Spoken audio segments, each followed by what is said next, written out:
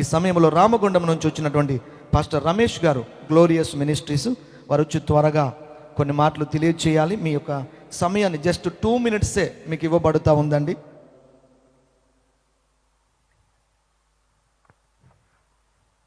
దేవుని పరిశుద్ధ నామానికి మహిమ కలుగును గాక.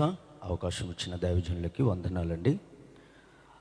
నేను గ్లోరియస్ మినిస్ట్రీస్ రామగుండం నుండి వచ్చాను.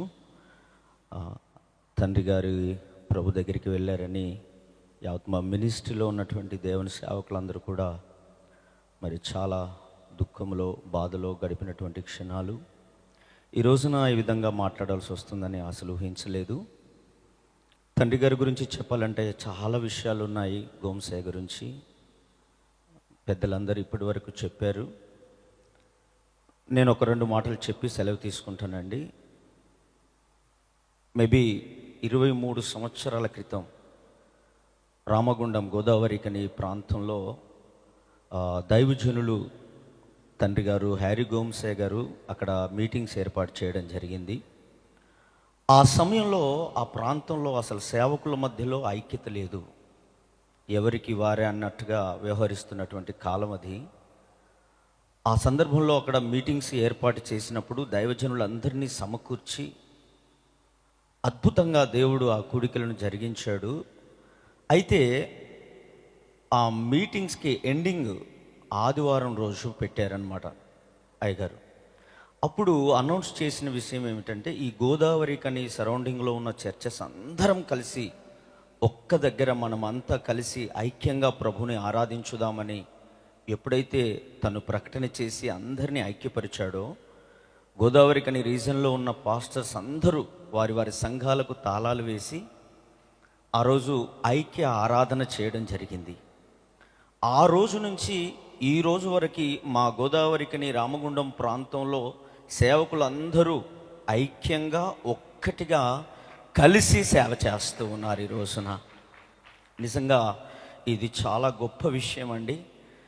మనకు తెలుసు ఎక్కడెక్కడైనా అంత ఐక్యత ఉండదు, కానీ ఈ రోజున రామగుండం ప్రాంతంలో ఒక ఐక్యత కలిగి సేవకులందరూ ముందడుగులు వేయటానికి కారణం హ్యారీ గోమ్సే గారు.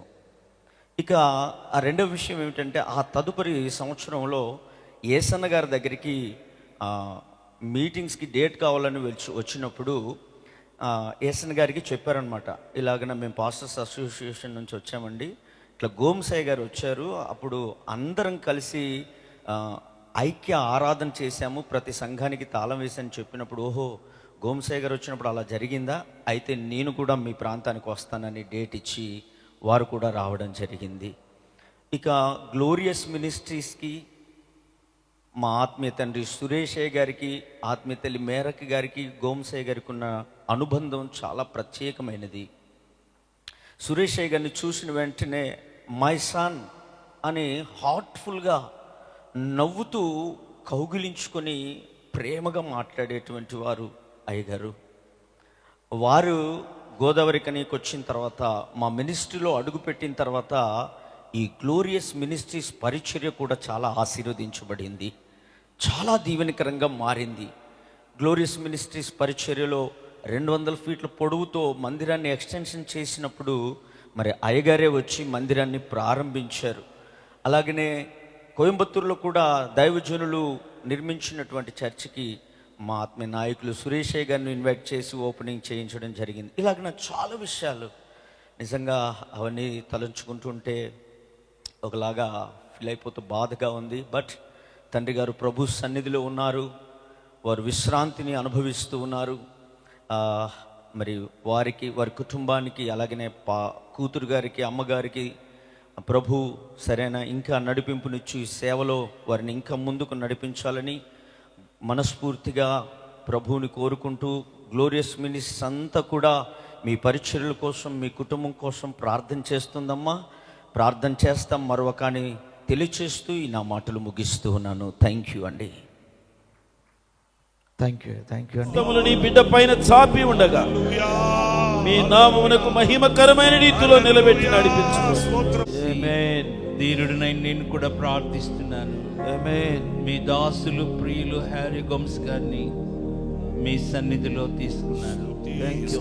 మీ దాసుడు మీతో కూడా ఉన్నారు, Yes, God. మా పితరులతో కూడా ఉన్నారు Yes, ప్రభువా. Lord. అందుకై మేము స్తుతిస్తున్నాము. Thank you. మీ దాసుడు లేని లోటును మీరు తీర్చండి ప్రభువా.